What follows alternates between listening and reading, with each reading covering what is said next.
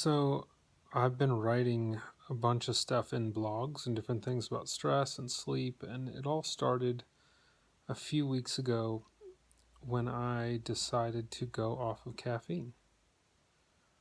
Now, I've been a coffee drinker for like 20 years, and not just coffee, but chocolate especially. And I was like a total chocolate person. And over the years, I would kind of cycle in and out. I would go off coffee. I'd switch to tea, yerba mate, different teas, because I've struggled with anxiety to some degree for the past like 20 years. And it just kind of occurred to me, and I've battled with this caffeine thing for so long. But I didn't really make the connection because I wanted to be like bulletproof or, kind of so many alt health people are pushing caffeine as the solution, to all these health issues, and I am constantly bombarded with it. So, as someone who used to, 11 years ago, I quit drinking. I was like, very much a functional alcoholic, and then, and also a heavy smoker. Both those addictions deal in dopamine. I stayed on the coffee and the caffeine.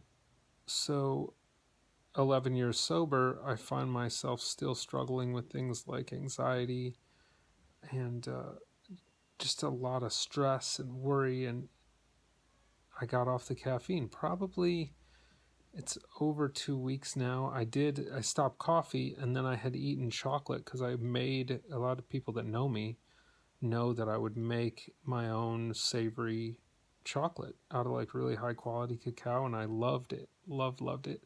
So I quit the coffee, and then like a week later I ate a bunch of chocolate and I wigged out. And I didn't make the connection at first that it was a chocolate, and I thought I was having like a full panic attack type of a thing. And I've been reading this book, Caffeine Blues. Very good, like very good book.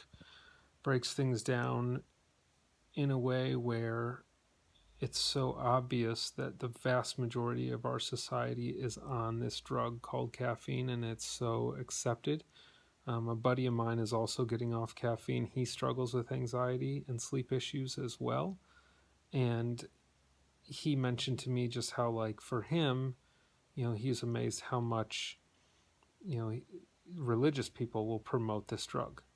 It's really not looked at as a drug, but if you go off of it, you'll know, because I'm over 2 weeks without any caffeine in any form whatsoever, and I'm still having like some headaches. And what that's from is that caffeine reduces blood flow to the brain by measurable amounts, like anywhere from 25 to 40%.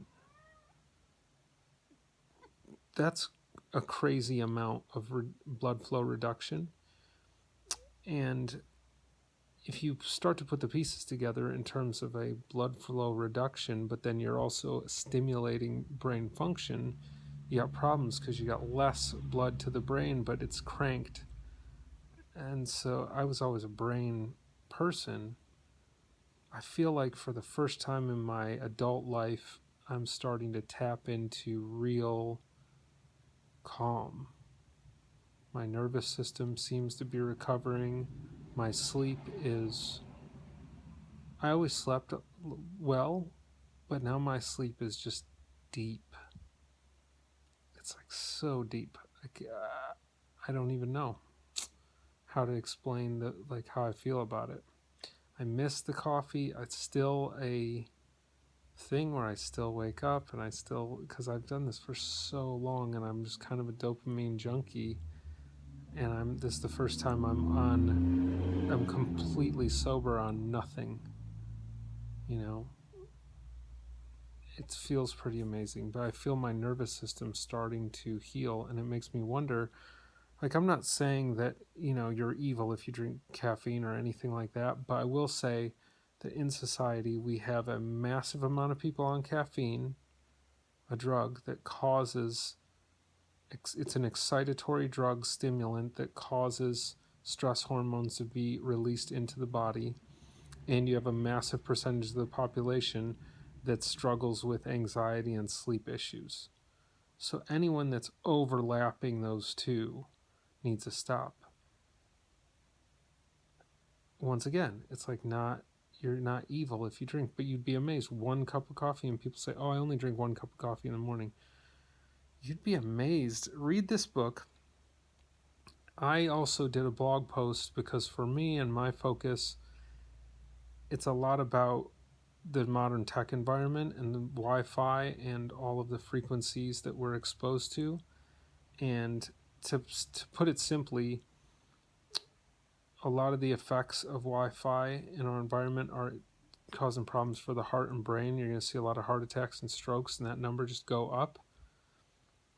If you have a constrictor, something that's constricting like the heart and the blood flow to the brain, your likelihood of heart attack and stroke goes way up. And I'm saying that something 5 years ago, like let's say coffee was okay for you 5 years ago, it might not be okay for you now because the frequency environment has changed so much in the past 5 years and will continue to change.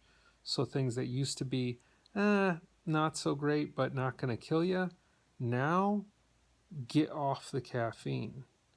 If you're even remotely concerned about Wi-Fi and you're like looking into ways to mitigate 5G or looking at ways to offset the Wi-Fi in your environment, and you're on something that's causing the health effects that this drug does, you need to get off of it. I did start a Facebook support group because I wanted to see if there was anybody else out there that was also interested in getting off of this drug. And it is a drug, and if you go off of it, you'll know it's a drug. So please check out the blog posts, check out the Facebook group, give me your comments, give me your feedback. I know there's a ton of people out there, especially in alt health, that are pushing caffeine, selling caffeine, using it for weight loss. Let's be real, okay? For weight loss, does the body lose more weight in a fight or flight state or a rest and restore state? Meaning when your sympathetic nervous system, your fight or flight, is cranked, you are way less likely to lose fat, even if you're stimulated. Because you're spiking those stress hormones, it's going to keep you from losing fat. So everybody pushing caffeine as a weight loss substance needs to shut up. Like, this is just the drug that alt health people have found that they can push to make a bunch of money, and I get it, and it tastes great. I like I said, this is a full coffee addict, like, and someone who likes the effect of that drug in terms of having my brain crank. I'm also one who struggles with anxiety. If you're struggling with anxiety, please, please, please get off a stimulant that causes a release of stress hormones to flood through your body, aka anxiety. Anyways, robalexanderhealth.com. Check it out. I'm sure that there's a lot of opinions about this. I'm not saying coffee is evil, but I am saying please reconsider it. And I wouldn't do any drug every day of your life if you're interested in health. So please send this out to the health people that are pushing caffeine. I want to see what they have to say. All right, check out the blogs.